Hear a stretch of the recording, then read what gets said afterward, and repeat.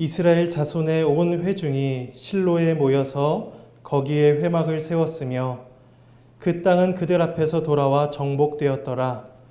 그러나 이스라엘 자손 중에 그 기업의 분배를 받지 못한 자가 아직도 7지파라. 여호수아가 이스라엘 자손에게 이르되 너희가 너희 조상의 하나님 여호와께서 너희에게 주신 땅을 점령하러 가기를 어느 때까지 지체하겠느냐. 너희는 각 지파에 3사람씩 선정하라. 내가 그들을 보내리니 그들은 일어나서 그 땅에 두루 다니며 그들의 기업에 따라 그 땅을 그려가지고 내게로 올 것이라. 그들이 그 땅을 7부분으로 나누되 유다는 남쪽 자기 지역에 있고 요셉의 족속은 북쪽에 있는 그들의 지역에 있으니 그 땅을 7부분으로 그려서 이곳 내게로 가져오라. 그러면 내가 여기서 너희를 위하여 우리 하나님 여호와 앞에서 제비를 뽑으리라.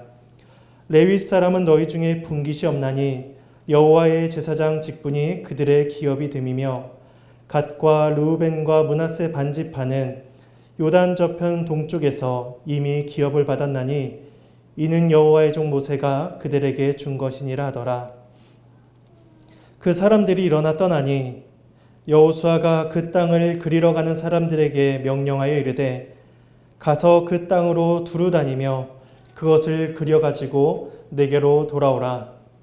내가 여기 실로에 여호와 앞에서 너희를 위하여 제비를 뽑으리라 하니 그 사람들이 가서 그 땅으로 두루 다니며 성읍들을 따라서 7부분으로 책에 그려서 실로 진영에 돌아와 여호수아에게 나아오니 여호수아가 그들을 위하여 실로의 여호와 앞에서 제비를 뽑고 그가 거기서 이스라엘 자손의 분파대로 그 땅을 분배하였더라. 하나님의 말씀입니다. 하나님께 감사합니다. 네, 여호수아 14장부터는 이제 요단 서쪽에서 기업을 받는 이제 내용들이 계속해서 기록되어 있습니다. 그래서 우리가 요 몇 주간 살펴보기를 유다 지파가 기업을 받았고 이어서 에브라임과 므낫세 지파가 땅을 기업으로 받았습니다. 그런데 에브라임과 므낫세 지파는 이제 요셉에게서 나온 아들이니 요셉 지파가 땅을 받은 것이다라고 이제 말을 할 수가 있는 것입니다. 그래서 유다 지파와 요셉 지파가 먼저 땅을 받은 것이고 그들에게 먼저 기업이 주어집니다. 그런데 그들이 그렇게 먼저 또 많은 땅을 기업으로 받았다라는 것은 그들이 장자의 역할을 하기 때문이다라고 우리가 지난주 설교 때 살펴보았습니다. 그래서 그들의 기업을 받는 사건을 통해서 유다와 요셉 지파는 장자로서의 역할이 분명히 드러나게 되었고 권위가 이제 분명히 증거된 것입니다. 또한 그들은 지파들 가운데 가장 넓은 땅을 얻었습니다. 네, 그러면 질문을 드려보겠습니다. 이제 땅 분배를 받는 일에 있어서 몇 지파가 남았을까요? 네, 7지파가 남았습니다. 동쪽에서 2지파 반이 기업을 받았고 또 서쪽에서 2지파 반이 기업을 받았으니 총 5지파가 기업을 받았고 나머지 7지파가 남은 것입니다. 원래 이렇게 계산을 하자면 총 8지파이긴 하지만 그 중에 레위 지파는 이제 기업을 받지 않고 7지파만 이제 땅 분배를 받게 됩니다. 그래서 오늘 우리가 보는 18장부터는 이제 남은 7지파가 땅을 분배받는 이제 그 이야기가 진행이 됩니다.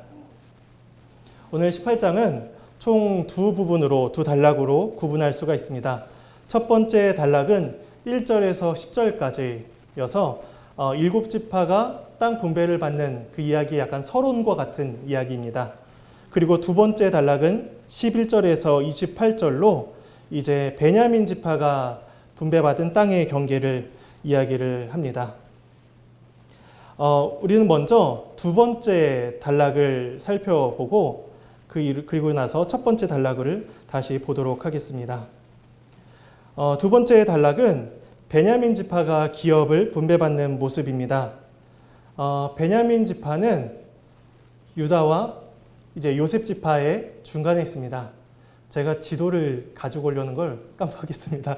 그래서 유다 지파가 제일 아래쪽에 자리를 잡고 있고 그 위에 베냐민 지파가 잡고 있고 그 위에 요셉 지파가 이제 자리를 잡고 있습니다. 그래서 11절에서 20절까지를 보면 베냐민 지파의 경계를 말해줍니다. 그 경계가 어디냐면 뭐 동쪽으로는 요단강, 남쪽으로는 유다 지파, 그리고 북쪽으로는 에브라임 지파, 그리고 서쪽으로는 단 지파.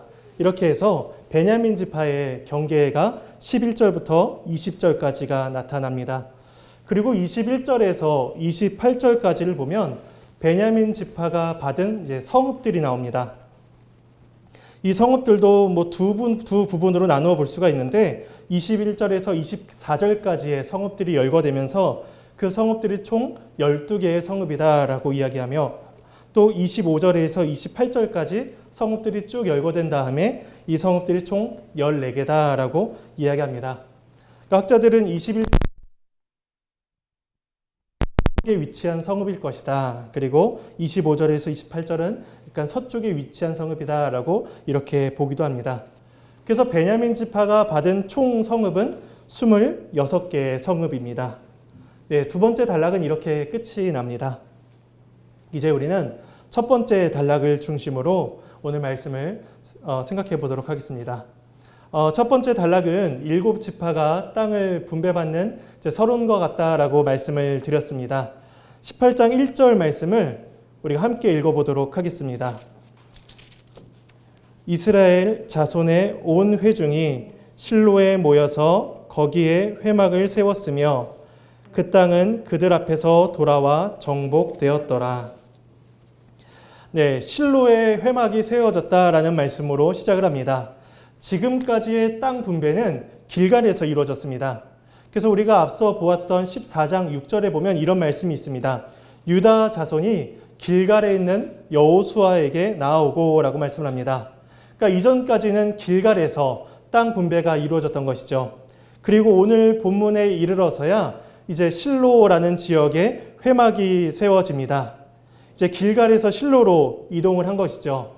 길갈은 이제 요단강을 건너서 요단 서쪽의 동쪽 편에 위치한 이제 그 지역이었는데 오늘 이 길갈이라는 것은 실로라는 것은 길갈에서 북서쪽으로 약 20km 정도 떨어진 곳에 위치해 있다고 합니다. 약간 이스라엘의 중앙 부분에 위치해 있는 곳이죠. 이곳에 이제 회막이 세워집니다. 회막은 이스라엘 백성의 중심이었기 때문입니다. 그 안에 위치한 그 안에 있는 언약궤로 말미암아 하나님께서 그 안에 임재하심을 보여주시고 하나님께서 이스라엘과 만나주시는 그러한 장소가 회막이고 성막이었습니다. 그러니까 지금까지 17장까지의 이야기가 길갈을 중심으로 진행이 됐다면 이제부터는 실로의 회막을 중심으로 이야기가 진행이 됩니다. 나중에 사무엘서를 가서 보면은 사무엘 때에도 언약궤가 여전히 실로에 있다라는 이야기가 언급이 됩니다. 나중에 다윗 때에 이르러서야 언약궤가 예루살렘으로 옮겨지죠. 그러니까 약 실로에서 이 회막이 약 400년 정도를 위치하고 자리 잡고 있으면서 그 실로가 군사적이며 종교적인 또 정치적인 곳으로 이제 자리를 잡고 있는 것입니다. 그리고 18장 1절 말미에 그 땅은 그들 앞에서 돌아와 정복되었더라 라고 말씀을 합니다. 이 실로는 에브라임 영토 안에 있는 곳이었습니다. 그래서 에브라임으로 말미암아 그 땅이 완전히 정복된 것이죠. 그래서 하나님의 회막이 그 정복된 에브라임 지파인 실로의 자리를 잡았다는 것은 이제 그 가나안 땅에 하나님의 언약이 성취되고 있고 그들에게 안식이 주어질 것임을 우리에게 보여주고 있습니다. 그런데 2절을 보면 그러나로 시작을 합니다. 이렇게 실로의 회막이 세워졌다라고 이야기하고 그러나 이렇게 또 시작을 합니다. 하나님의 회막도 세워졌으니 이제 좀 긍정적인 이야기가 또 계속해서 진행이 되면 좋을 것 같은데 이 그러나라는 단어가 우리의 마음을 또 불안하게 합니다. 2절 말씀을 제가 읽어보도록 하겠습니다. 그러나 이스라엘 자손 중에 그 기업의 분배를 받지 못한 자가 아직도 7지파라. 분배를 받지 못한 자가 아직도 7지파라고 이야기합니다. 유다와 요셉 지파가 다 분배를 받았고 회막도 이미 다 자리를 잡았는데 아직까지 기업의 분배를 받지 못한 지파들이 있었던 것입니다. 그러니까 약간의 시간이 좀 흘렀을 것이다 라고 추측을 합니다. 그렇다면 왜 7지파가 기업의 분배를 받지 못했을까요? 우리가 3절 말씀을 함께 읽어보겠습니다. 여호수아가 이스라엘 자손에게 이르되 너희가 너희 조상의 하나님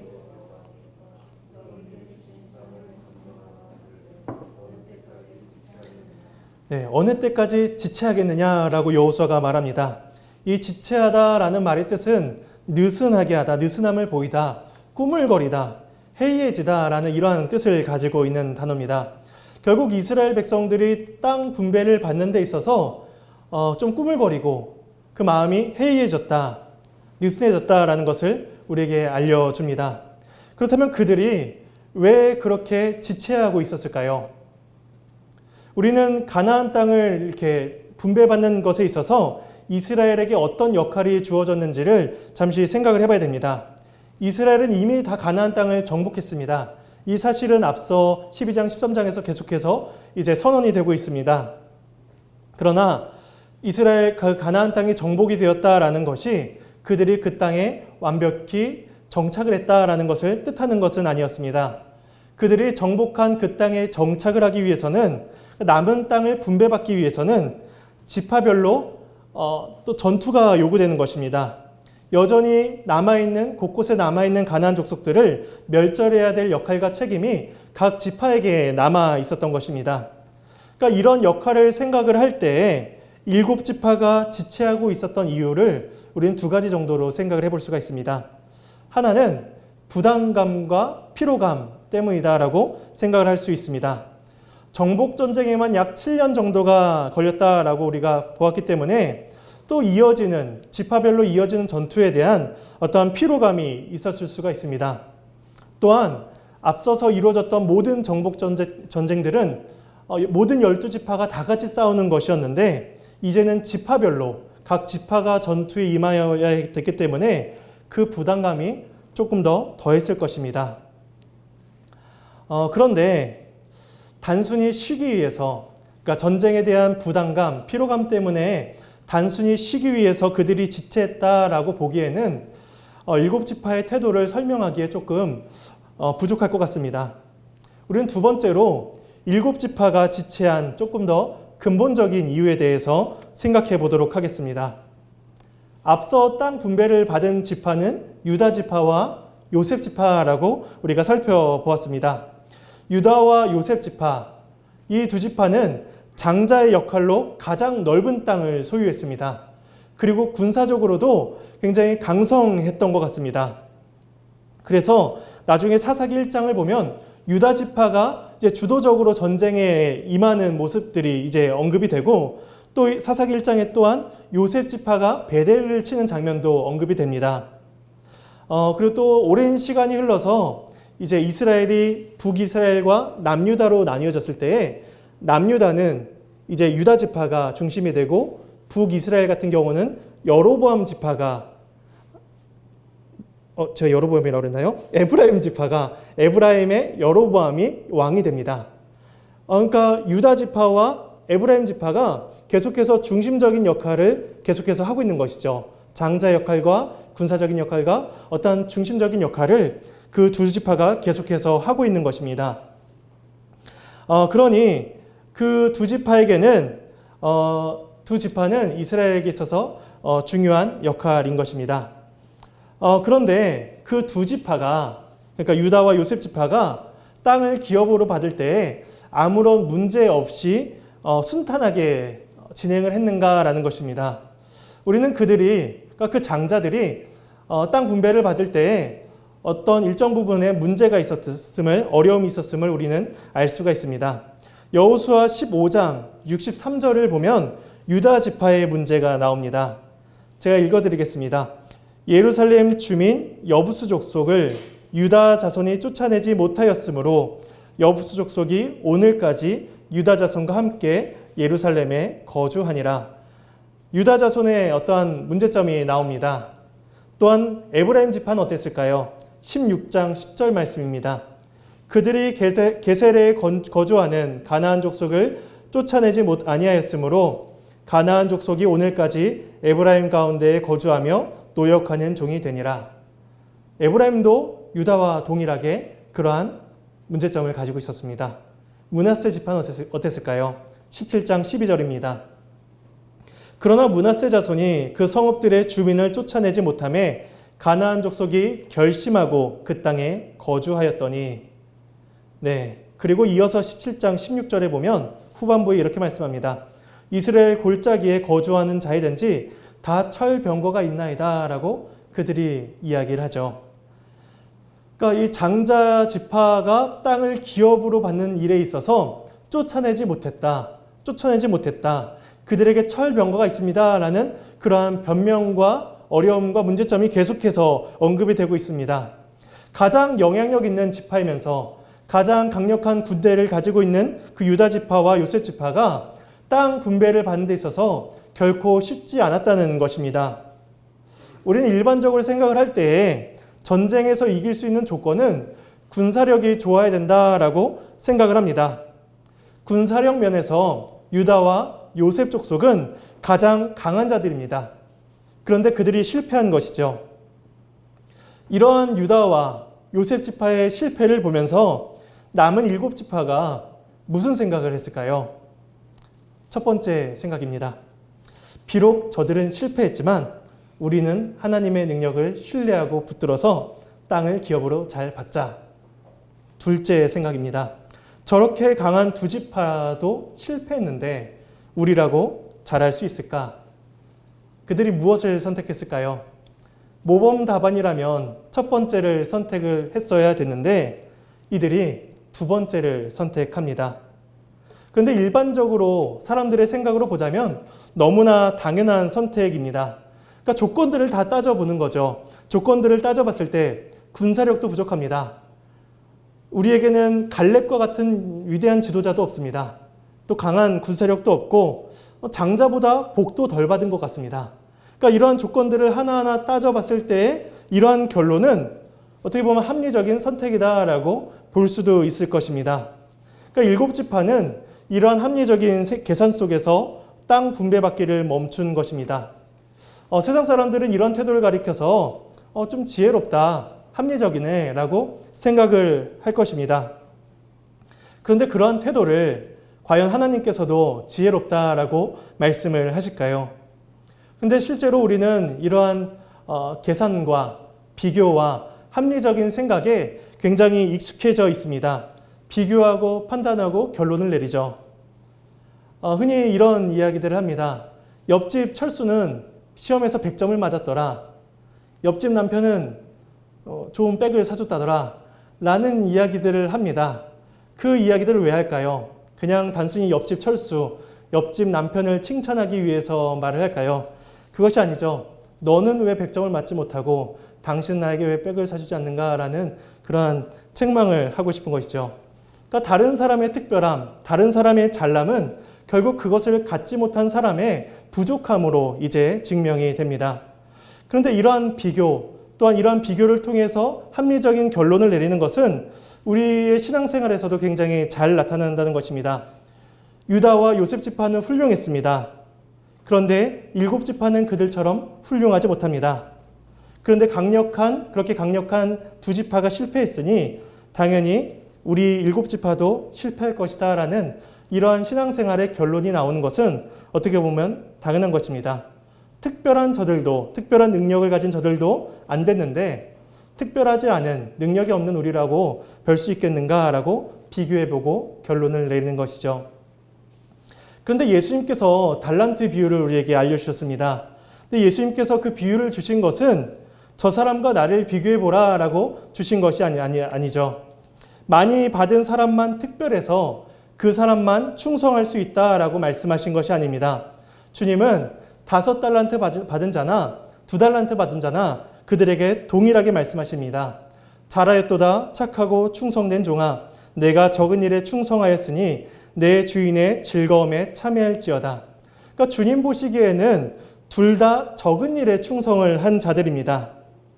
그런데 그 말씀을 듣는 우리들은 비교와 합리성에 너무나 익숙해져 버려 있다는 것이죠. 그래서 우리는 두 달란트밖에 받지 못했다라는 사실, 저 사람보다 덜하다는 사실 때문에 우리는 더 이상 못하겠다라는 결론을 내리곤 합니다.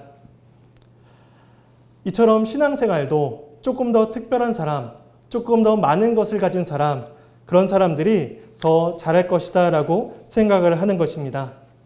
근데 오늘 본문 3절에 보면 여호수아가 말하는 것은 이것입니다.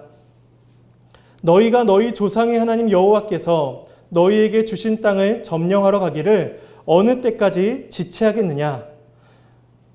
여호수아가 말하는 것은 너희에게 주신 땅이다라고 이야기합니다. 그러니까 그 땅은 장자 지파에게만 주어진 것도 아니고 강한 자들에게만 주어진 땅도 아닙니다. 다 따져보고 합리적으로 계산해서 그것을 받아내는 것이 아니라 이스라엘 모든 백성들에게 동일하게 주어진 것이 바로 가나안 땅입니다. 그리고 그 땅을 하나님께서 이미 주셨다라고 말씀하시죠. 결국 7지파가 여기에서 머뭇거리고 있는 것, 그 이유는 결국 그들에게 하나님에 대한 믿음과 신뢰의 문제가 그들에게 부족했던 것입니다. 그래서 여호수아는 그들에게 인간적인 방식으로 따져보고 계산하지 말고 하나님의 약속을 신뢰하고 굳게 붙들라라고 말을 하는 것입니다. 이전에는 12지파가 다 함께 싸우다가 이제는 각 지파가 따로따로 싸워야 되겠지만 그런 어려움이 있더라도 그들은 동일하게 복을 누릴 수 있는 것입니다. 탁월한 사람만 복을 누리는 것이 아니라 모든 주의 백성들이 동일하게 누리는 복이 바로 하나님 나라의 복인 것입니다. 그래서 이어지는 4절부터 7절까지는 땅 분배를 위한 절차가 이제 이어집니다. 먼저 여호수아가 각 지파당 3사람씩을 준비시킵니다. 그래서 7지파에 3사람씩 21명이 준비됩니다. 4절 말씀을 함께 읽어보도록 하겠습니다. 너희는 각 지파에 3사람씩 선정하라.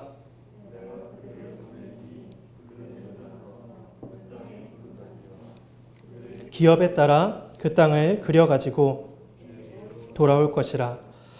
네, 여호수아가 뽑힌 그 21명의 사람들에게 그 땅을 두루 다니며 기업을 받을 땅을 그려서 가져오라라고 명령합니다. 그러니까 이 사람들의 역할은 그 과거에 있었던 정탐꾼의 역할과는 조금 다른 것입니다. 그러니까 땅을 보고 마치 측량해서 그려오는 것이 이 사람들의 역할이었던 것입니다. 그리고 그 땅을 일일이 다 걸어 다니면서 보았으니 이것이 하루 이틀 만에 이루어지지는 않았을 것입니다. 그래서 그들은 그들의 기업에 따라 각 지파별로 땅과 성읍들을 그려올 것입니다. 그렇다면 얼마만큼 땅을 그려올까요? 이왕이면 자기들의 지파를 위해서 그려가는 것, 더 많은 땅을 그리고 와서 자신들의 땅으로 주장할 만도 합니다. 아니면 우리는 조금 전쟁의 위협을 부담감을 줄이니 땅을 조금만 적게 하자라고 할 수도 있겠죠. 그런데 우리는 이 4절 말씀에서 그들의 기업에 따라라는 이 말씀을 살펴볼 필요가 있습니다. 이 그들의 기업에 따라라고 이야기할 때 이 따라라는 말 속에는 전치사 누구누구의 뭐뭐에 따라와 입이라는 단어가 이제 결합이 되어 있습니다. 그러니까 그 단어대로 하자면 그들의 기업, 그들의 입에 따라라고 그려오라는 것이죠. 그러니까 입이라는 것은 우리 흔히들 말하는 기능과 먹는 기능을 이야기합니다. 그러니까 먹는 것과 관련해서 볼 때에는 개인이 먹는 목, 개인이 가지는 분량을 우리는 이야기할 수가 있는 것이죠. 결국 여호수아가 그들의 기업, 그들의 입에 따라 그려오라라는 것은 그들이 한 지파가 먹기에 적절한 상태의 땅을 그려오라는 것입니다. 더 많은 욕심을 부려서 더 많은 땅을 그려오라는 것도 아니고 정복하기 힘들다고 조그마한 땅을 그려오라는 것도 그려오지도 말라는 것입니다. 주님께서도 우리에게 동일하게 말씀하셨습니다. 일용할 양식을 구하라 라고 말씀하셨죠.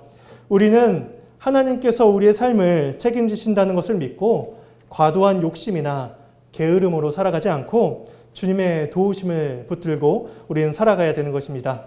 그래서 이제 8절을 보면 그 7지파가 땅을 그리러 갑니다. 8절입니다. 그 사람들이 일어나 떠나니 여호수아가 그 땅을 그리러 가는 사람들에게 명령하여 이르되 가서 그 땅으로 두루 다니며 그것을 그려가지고 내게로 돌아오라. 내가 여기 실로에 여호와 앞에서 너희를 위하여 제비를 뽑으리라 하니. 네, 여호수아가 강조하는 게 있습니다. 그 땅으로 두루 다니며 그려오라. 그래서 9절에서도 그 땅으로 두루 다니며 7 부분으로 그려왔다라는 말이 계속해서 반복이 됩니다. 7 지파가 땅을 분배받기 위해 한 일은 직접 보고 땅을 그려오는 일이었습니다. 근데 이러한 방식은 우리가 앞서서 살펴보았던 다른 지파들과는 조금 차이가 있어 보입니다. 왜냐하면 요단 동쪽에 있었던 지파들은 그냥 모세에게 요청을 합니다. 그러자 모세가 요단 동편을 주지요. 그리고 또한 유다 지파와 요셉 지파는 땅에 대한 어떠한 측량 없이 제비를 뽑아서 땅을 기업을 받게 됩니다. 그런데 오늘 남은 7 지파에게는 직접 보고 그려와라. 그래서 땅을 분배받아라 라고 이야기를 하는 것이죠. 왜 그들에게 이런 다른 방식을 제안을 했을까요? 여호수아는 이러한 과정들을 통해서 그들에게 7 지파에게 언약에 대한 확신을 갖게 하고 믿음을 강화하게 합니다. 여호수아 1장 3절에 보면 이런 말씀이 있습니다. 제가 읽어드리겠습니다. 내가 모세에게 말한 바와 같이 너희 발바닥으로 밟는 모든 곳은 모두 내가 너희에게 주었노니 라고 말씀을 하십니다. 하나님께서 여호수아에게 말씀하실 때에 모세에게 주셨던 그 말씀을 동일하게 해주십니다. 너희가 발바닥으로 밟는 모든 땅을 내가 너희에게 주었다라는 것이죠. 이 말씀 자체가 그 여호수아 1장에 있는 그 당시에 있던 여호수아에게 마음의 확신을 주는 것이었으며 이 말씀은 또한 이스라엘 지파들에게 동일하게 전해지는 것입니다. 그러니까 마음이 흔들려서 좌절해서 멈추어 있는 자들에게 그 땅을 직접 밟게 하고 그 땅을 직접 보고 그림을 통하여서 하나님의 언약을 기억하게 합니다. 그리고 이러한 사실은 본문에 있는 여호수아의 말 속에 잘 묻어나 있습니다. 우리가 앞서 살펴보았던 3절 말씀에서는 너희가 너희 조상의 하나님 여호와께서라는 말씀을 합니다. 그러니까 하나님을 말씀할 때, 하나님을 지칭할 때 너희가 너희 조상의 하나님입니다 라고 이야기합니다. 하나님께서 아브라함과 이삭과 야곱에게 그들을 부르셨습니다. 또한 모세를 통하여서 그들을 지금까지 이곳까지 인도하셨고 그들을 이스라엘 하나님의 나라로 세우신 것을 기억하라는 것입니다. 그러니까 하나님께서 그 조상들로부터 지금까지 행하신 그 일을 또한 그분의 신실하심과 그분의 일하심을 그들이 기억하고 붙들라는 것입니다. 그래서 6절에 보면 그 하나님에 대한 표현이 살짝 바뀝니다. 앞서서는 너희 조상의 하나님이다라고 말씀을 하였는데 6절에서는 우리 하나님 여호와 앞이다라고 이야기합니다. 그러니까 조상들에게 말씀하셨던 그 하나님이 지금 우리들에게도 지금 그들에게도 동일하게 말씀하고 계시며 신실하게 역사하고 계심을 여호수아가 이야기하고 있는 것입니다. 우리의 하나님이 과거뿐만 아니라 지금도 일하고 계시니 너희가 직접 그 땅을 밟고 보고 그리며 하나님의 약속을 확신하고 믿음의 힘을 얻고 돌아오라라는 것입니다. 믿는 자는 그 약속을 동일하게 소유하기 때문입니다. 여호수아는 또한 실제적인 예도 듭니다. 5절에 보면 유다 지파와 요셉 지파가 이미 땅을 받았다라고 이야기합니다.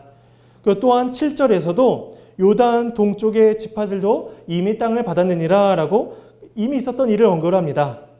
이러한 사실은, 이러한 말씀은 7 지파도 동일하게 하나님의 땅을 기업으로 받을 수 있다라는 확신을 가지라는 것입니다. 앞의 지파도 어쨌든 싸워서 받았으니 하나님의 약속대로 그 땅을 기업으로 받았으니 너희도 힘을 내고 그 땅을 기업으로 받아야 된다라는 것입니다. 그래서 그렇게 출발한 7 지파의 사람들은 땅을 밟고 그림으로써 하나님의 약속에 대한 소망과 이제 확신을 가지고 돌아올 수가 있는 것입니다. 그리고 이제 그 땅을 그리러 갔던 21명의 사람들이 돌아왔습니다. 10절 말씀을 함께 읽어보도록 하겠습니다. 여호수아가 그들을 위하여 실로의 여호와 앞에서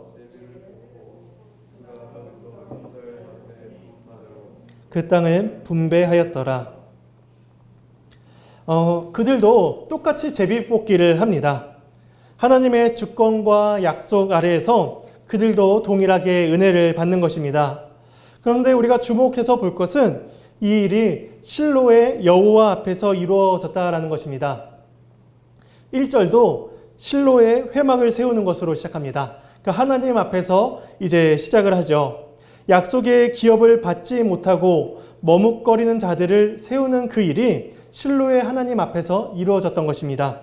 그리고 이제 그 일을 이루기 위한 방편, 땅을 분배받는 그 일에 있어서도 실로의 하나님 앞에서 그 일이 이루어집니다.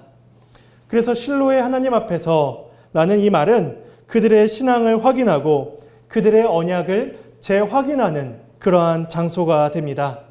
그들이 어떻게 실로에서 자신들의 신앙을 재점검하고 믿음을 재무장할 수가 있었을까요? 우린 잠시 신명기 31장으로 가보도록 하겠습니다.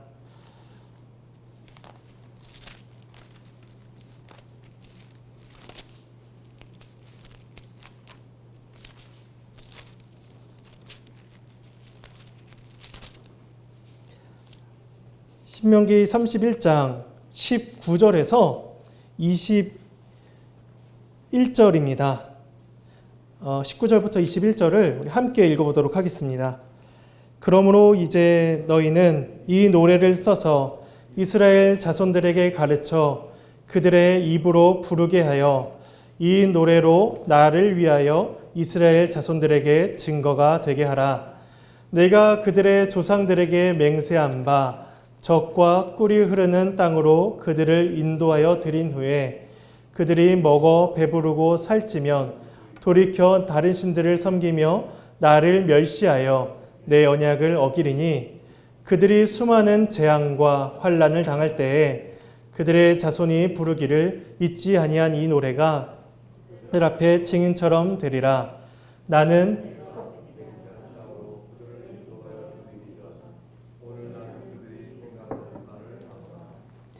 하나님께서 이스라엘이 가나안 땅에 들어가기 전부터 알고 계셨습니다. 이들이 가나안 땅에 들어가면 하나님을 떠날 것을 하나님은 알고 계셨습니다. 그들이 배가 불러서 하나님을 잊고 살쪄서 이방신을 쫓아간다라고 하나님께서 말씀하십니다. 또한 하나님을 믿지 않고 멸시한다라고 말씀하시죠. 그래서 하나님께서는 모세를 통하여서 이스라엘 백성들에게 노래를 쓰라 말씀하십니다. 그리고 그 노래로 하나님의 말씀을 기억하고 그 노래로 증거를 삼도록 말씀하십니다. 그래서 이스라엘은 그 노래를 통해서 이스라엘을 향한 하나님의 은혜와 신실하심을 기억하고 믿음의 증거를 얻을 수 있었던 것입니다. 그래서 31장 뒤에 이어지는 32장에서는 모세의 노래가 이제 기록이 되어 있습니다. 그리고 나서 32장 46절과 47절에 이렇게 말씀을 합니다. 32장 46절과 47절입니다. 그들에게 이르되 내가 오늘 너희에게 증언한 모든 말을 너희의 마음에 두고 너희의 자녀에게 명령하여 이 율법의 모든 말씀을 지켜 행하게 하라. 이는 너희에게 헛된 일이 아니라 너희의 생명이니 이 일로 말미암아 너희가 요단을 건너가 차지할 그 땅에서 너희의 날이 장구하리라. 그러니까 모세가 그 노래를 다 불러서 가르쳐 준 이후에 이 말씀을 하는 것입니다. 이 말씀이 잘 기억하고 이 말씀을 통해서 지켜 행하라라는 것입니다. 이 말씀을 통하여서 너희가 생명을 얻고 너희가 장구할 것이다 라고 이야기합니다. 그러니까 믿음의 노래라는 것은 결국 하나님께서 주신 그 말씀을 되새기고 그 말씀을 통해서 힘을 얻는 것입니다. 이를 통해서 그들이 얻는 것은 바로 하나님께서 주시는 생명입니다. 하나님께서는 그 택한 백성들에게 말씀을 주실 때에 복된 소식을 듣게 하시며 그 말씀을 통하여서 하나님의 신실하심을 바라게 하시고 또한 영원한 생명을 얻게 하십니다. 여호수아가 무엇을 통해서 그 좌절한 낙심한 7지파에게 위로와 힘을 줄 수가 있었을까요? 그것은 바로 생명의 말씀입니다. 하나님께서는 생명의 말씀을 통하여서 이스라엘을 부르시며 생명의 말씀을 통하여서 가나안 땅에 하나님의 나라를 세워 가시는 것입니다. 이 모든 일이 실로에 있는 하나님의 회막으로부터 비롯이 됩니다. 언약궤가 있는 그곳으로부터 하나님의 복음이 선포되며 모세의 노래가 울려 퍼지고 있는 것입니다. 오늘날도 하나님께서는 교회를 통하여 택한 자들을 복음으로 부르십니다. 그래서 이 복음은 모든 믿는 자에게 그리스도께서 주시는 생명을 노래할 것입니다. 이 복음만이 낙심한 자를 일으킬 것이며 그리스도의 복음만이 우리에게 삶의 이유를 알려줄 것입니다. 어려움이 많은 이때에 교회를 통하여 선포되는 구원의 노래를 들으시기를 바랍니다. 그리고 구원의 복음을 고백을 하시기를 바랍니다. 이 복음이 우리에게 유일하며 참된 위로가 될 것입니다. 예수 그리스도를 통하여서 참된 평안과 위로를 누리시는 저와 여러분이 되기를 간절히 소망합니다.